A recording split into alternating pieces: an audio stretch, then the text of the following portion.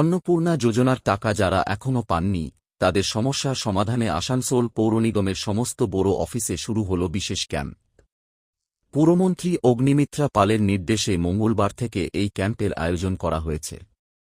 এদিন আসানসোল পৌর নিগমের বিভিন্ন বড় অফিসে ক্যাম্পকে ঘিরে মহিলাদের উপচে পড়া ভিড় ও লম্বা লাইন দেখা যায়।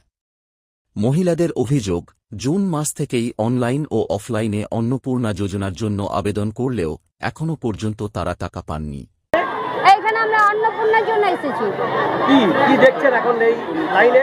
এই তো মানে বলা হয়েছে যে আজকে এখানে আসতে, তো আমরা তো জুন মাসে অনলাইনে ফিল আপ করেছি, একবারও তো টাকা ঢুকেনি।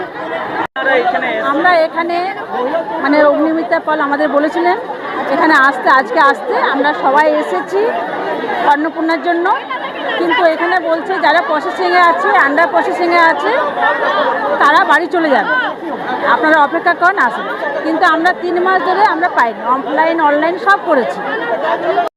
টাকা না পাওয়ার কারণ জানতে এবং নিজেদের সমস্যার কথা জানাতেই এদিন বহু মহিলা ক্যাম্পে উপস্থিত হন।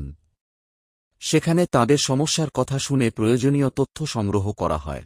আসলে আজকে আমাদের সাথে রয়েছেন আমাদের আসানসোল মিউনিসিপ্যাল কর্পোরেশনের কমিশনার মিস্টার। প্রত্যেকটা বোরোতে আসানসোল মিউনিসিপ্যাল কর্পোরেশনের আন্ডারে যতগুলো বোরো আছে সেখানে অফিস আওয়াজে আমরা একটি অন্নপূর্ণা যোজনার জন্য ক্যাম্প করছি। যারা যারা আমার মা বোনেরা টাকা পাননি বা টাকা ঢুকেনি এখনও, আপনাদের নাম, ফোন নাম্বার, আধার কার্ড নাম্বার আর আপনারা ফর্ম জমা দেওয়ার সময় যে এনরোলমেন্ট নাম্বার দিয়েছে ওইটা দিয়ে ওই ক্যাম্পে গিয়ে জমা করুন। আমরা আপনাদের জন্য আবার করে রিভেরিফিকেশন করব।